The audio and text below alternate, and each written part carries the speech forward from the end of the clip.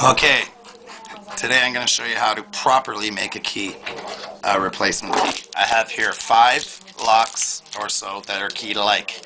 What I did was I gutted one on camera the other day, and I kept the core.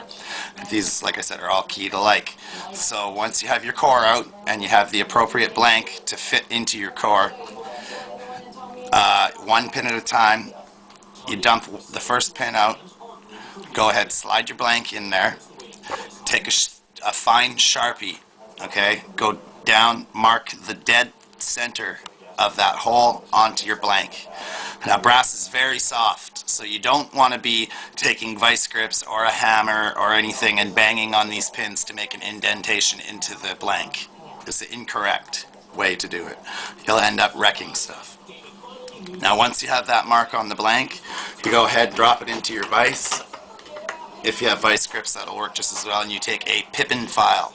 You don't want to be using a Dremel, it goes far too fast. 1/100th of a millimeter over and your key will not function.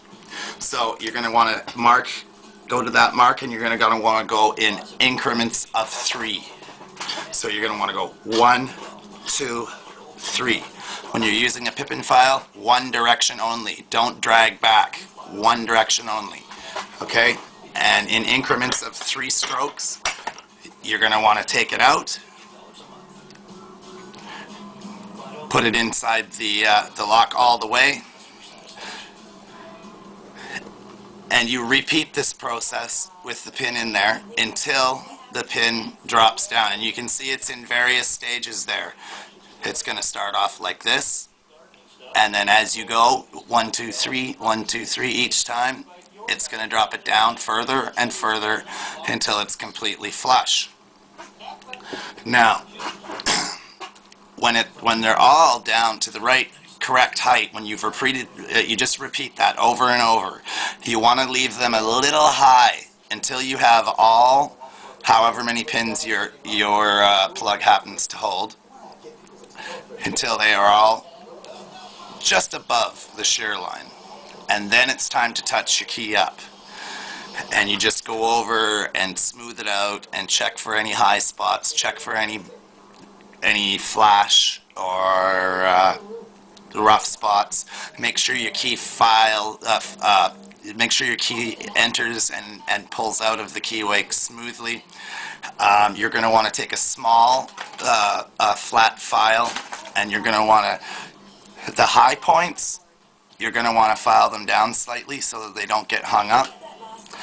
And that is pretty much it. And then you go ahead and you test your key out, and you should get a working key. You should. Like that. And as you can see, I made this one in about 10 minutes with a file. See? Perfectly working key. Works on all these locks.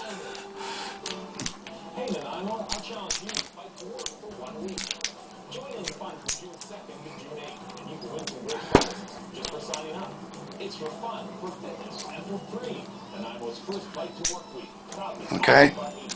That's the way you make a replacement key. Don't bother with the Dremel. Don't bother hammering your pins. Don't bother squishing your pins with the vice grips. It's just going to end you up with messed up stuff. Oh yeah, and I got a Medico today. Pretty sweet, eh? Alright, so that's how you make a key. Peace. Don't use this info to break the law, and have fun.